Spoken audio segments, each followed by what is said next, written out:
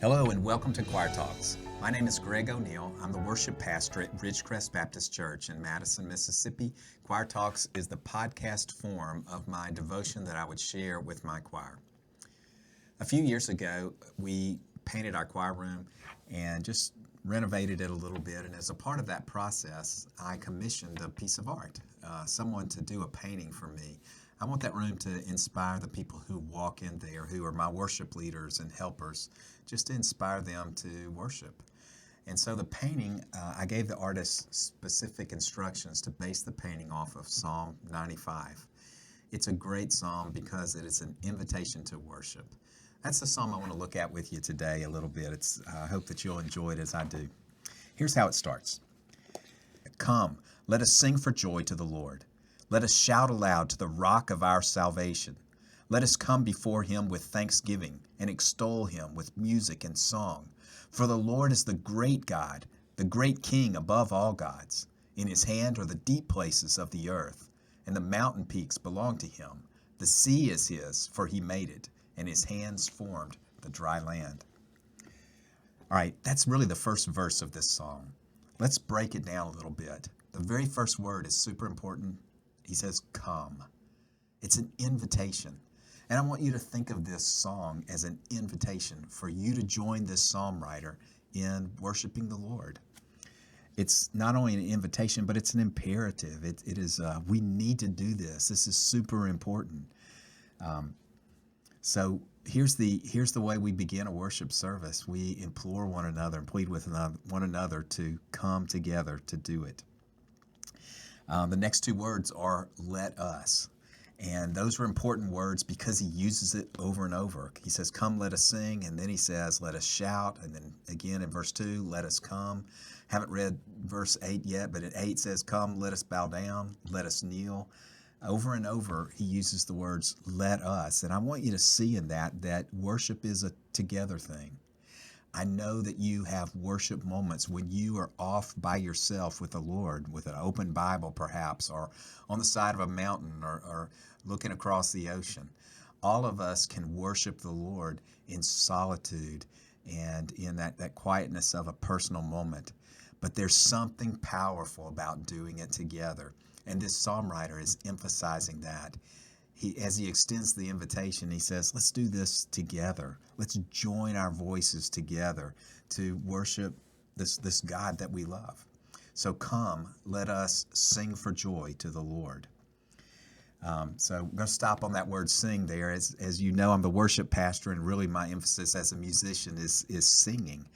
And so I want you to hear that he says to sing for joy. Is it only if I sing well that this command involves me? Is it only if I like to sing that this command involves me? He doesn't say that. He just says, come, let's together sing for joy. And notice he doesn't say, let's sing to impress somebody.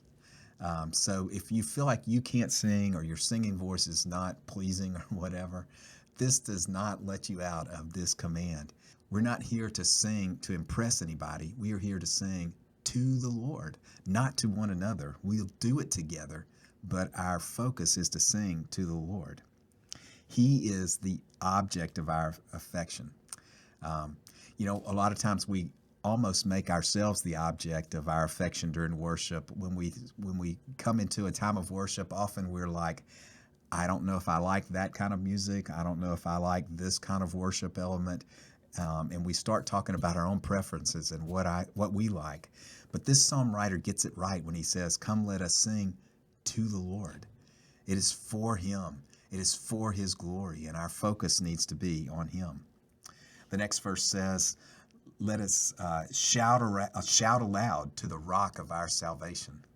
Now that word shout kind of sticks out here. If you, like me, belong to a Baptist church, that might seem a little inappropriate. But I think it really captures the spirit of the way that we ought to come before the Lord when we are giving him praise, when we're giving him thanksgiving.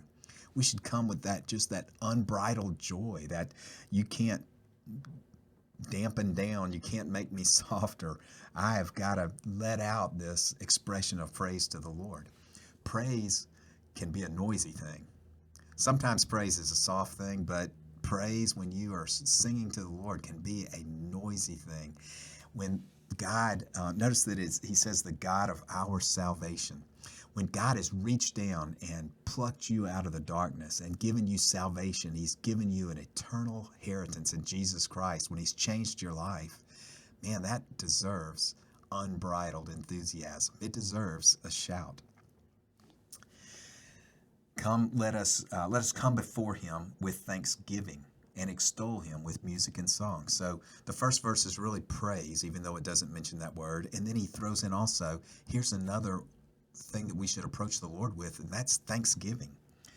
Let's extol him with music and song. Let's lift him up and use music as a part of that.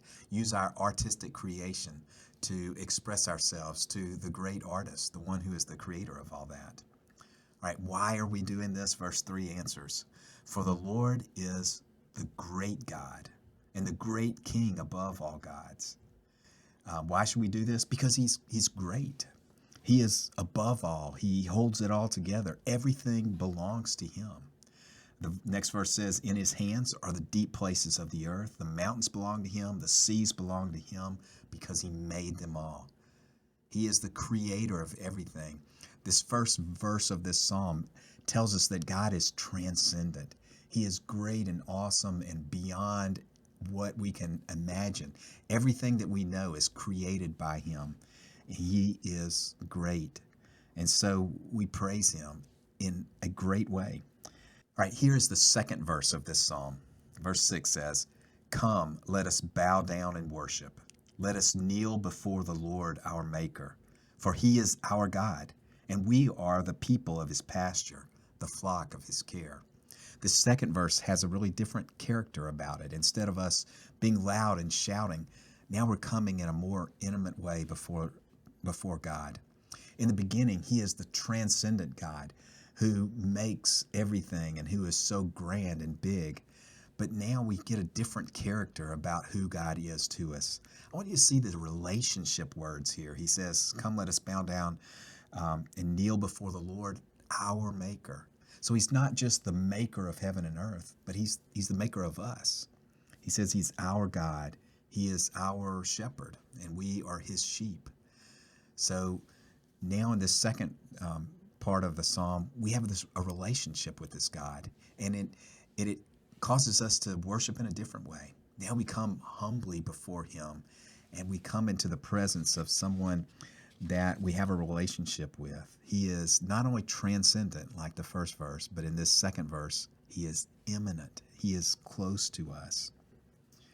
Isaiah chapter 43 says, God says, I have summoned you by my name. You are mine. Everyone who is called by my name, who I created for my glory, who I formed and made.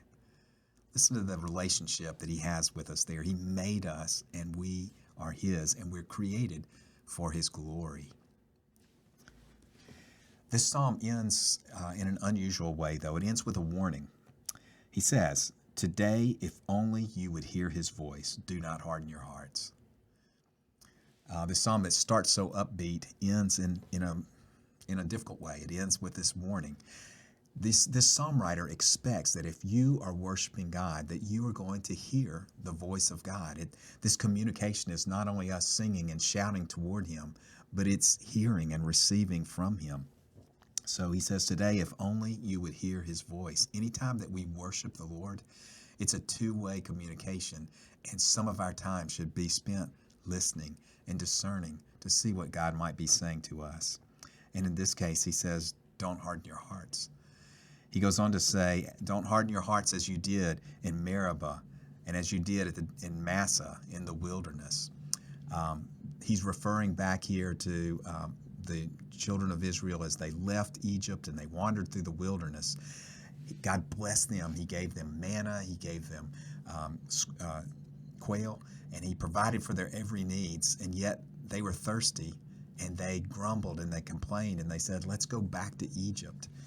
And the Lord was angry because in the midst of all he had done for them, they stopped listening to his voice. They stopped believing in his provision.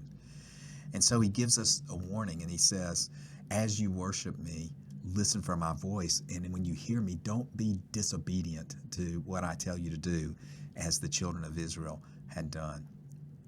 Psalm 95. It's an awesome psalm. Come, let us worship together. Hear that invitation and come and spend time, not only by yourself with the Father, but along with other believers that you can join your voice together with. Praise Him because He is great. Worship Him because He is imminent, because He is close to you, because He loves you and has a relationship with you. And then listen for His voice. Have a great day.